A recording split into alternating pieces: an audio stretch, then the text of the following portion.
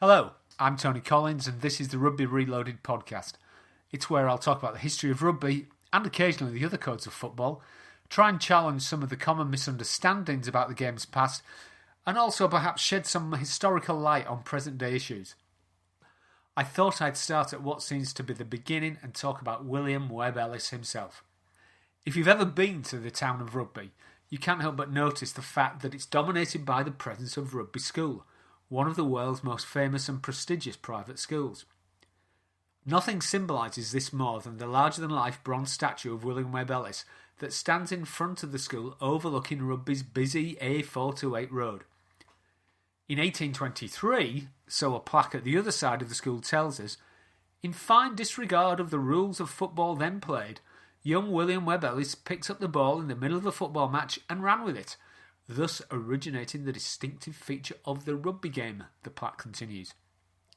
It's a story we all know and is accepted throughout the world, not least by the international governing body of rugby union, World Rugby, who have called their World Cup the Webb Ellis Trophy. There's only one problem with this story. It's completely untrue. For a start, it isn't a statue of William Webb Ellis at all. It was only erected in 1997 and it's a likeness of the sculptor's 13-year-old son. Other than one drawing of him in middle age, we have no idea what Ellis, who died in 1872, looked like. What's more, there's absolutely no evidence that Ellis was the first person to pick up a ball and run with it. When former pupils of Rugby School set up an inquiry in 1895, they couldn't find a single eyewitness that had seen him pick up the ball. Perhaps more tellingly, they couldn't even find anyone who had been told that he had picked up the ball. In fact, there was only one person who believed that Webb Ellis invented rugby, a former pupil of the school called Matthew Bloxham. He first mentioned Ellis in a magazine article in 1877 and then again in 1880, although he also admitted that he had not actually seen Ellis pick up the ball. No one took any notice of these eccentric claims until, out of the blue in 1895, the Association of Former Rugby School Pupils, called the Old Rugbaean Society, set up a commission of inquiry and declared that the previously obscure William Webb Ellis was in fact the inventor of rugby football. He'd been framed, but why? Before we get to that question, let's rewind a bit and ask the obvious thing. If William Webb Ellis didn't invent rugby, who did? The simple answer is no one did. For centuries, people around the world have kicked, passed and carried a ball towards a goal. In almost none of these games were people banned from handling the ball as they are in modern soccer. Just have a look at films of traditional Shrove Tuesday football matches on YouTube to see what many of these games look like. Indeed, in its first few years, even the Football Association allowed players to catch the ball or hit it with their hands.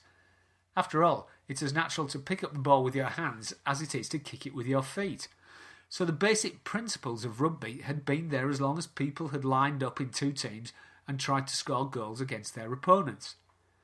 But when the Old Rugbaean Society met in 1895, the game of football had moved far away from its origins as a traditional folk custom.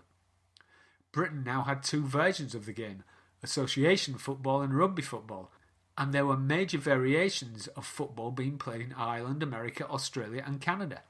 In Britain, both rugby and soccer had become mass spectator sports, played by tens of thousands of people and followed by millions more. Rugby in the north of England, South Wales and parts of the southwest and the English Midlands had become the game of the industrial working class. Not only did they make the game their own, they were also really good at it. Indeed, as one former public schoolboy complained in 1892, the majority of Yorkshire 15s are composed of working men who have only adopted football in recent years and have no school education in the art. But the majority of members of London clubs have played it all their lives. Yet when the two meet, there is only one in it, the Yorkshireman. The leaders of rugby felt that they were being swamped by what they called working men players, and that they would lose control of the game they believed they had invented in their public schools. This wasn't just paranoia, because in soccer before 1885, the FA Cup had been dominated by teams of ex-public school boys such as Old Etonians and Oxford University. The only teams from industrial towns that had appeared in a final were Blackburn Rovers and their short-lived rivals Blackburn Olympic. But in 1885, the Football Association legalised professionalism in soccer, following a threat led by Lancashire clubs to break away and form their own professional British Football Association. After professional soccer was legalised, no team of privately educated players ever again played in the FA Cup final. Unsurprisingly, rugby's leaders therefore felt that the writing could be on the wall for them too. So, in 1886, the Rugby Union took the opposite path to the Football Association and declared rugby to be a purely amateur sport and threatened to expel anyone convicted of receiving money to play rugby. Arthur Budd, who would soon become president of the RFU, feared that professional rugby would mean that the middle-class amateur would become subservient to the working-class professional, thus turning the British class system upside down. He called for no mercy but iron rigour in order to throttle the hydra of the working man professional. In response, the northern rugby clubs began to campaign for compensation to be paid to players who had to take time off work to play the game, the famous broken time payment.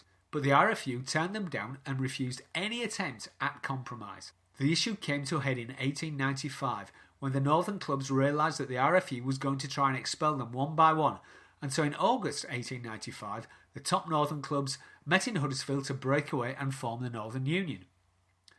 But alongside the debate on broken time, rugby had also become embroiled in a culture war over the issue of who the game belonged to. Those on the side of rugby's leaders declared that the game was the property of the public schools that had nurtured it. Frank Mitchell, for example, declared, "The rugby game, as its name implies, sprang from our public schools. It has been developed by our leading London clubs and universities. Why should we hand it over without a struggle to the hordes of working men players who would quickly engulf all others?"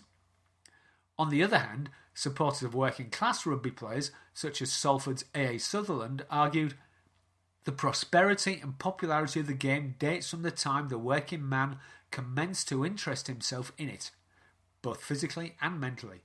His success at the game may not be quite suitable to the tastes of the Corinthian, but it is nevertheless a fact that since he poked his nose into the recreation, football of both codes has come on in leaps and bounds." This was not the story that rugby's leaders wanted to hear. They needed historical legitimacy to justify their control of the game. Almost all sports, not to mention monarchies, nation-states and political parties, invent their own traditions about how they were born, and rugby union was no different. Originally, in books like the Reverend Frank Marshall's 1892 classic, Football, the Rugby Union Game, rugby supporters had argued that rugby was the original type of football that had been played for centuries by all classes in Britain. The name William Webb Ellis never appears in any literature at this time. But the threat of working class domination of rugby and the perception that soccer had been taken over by the masses meant that rugby union needed a new creation myth that emphasised that it was a public school game first and foremost.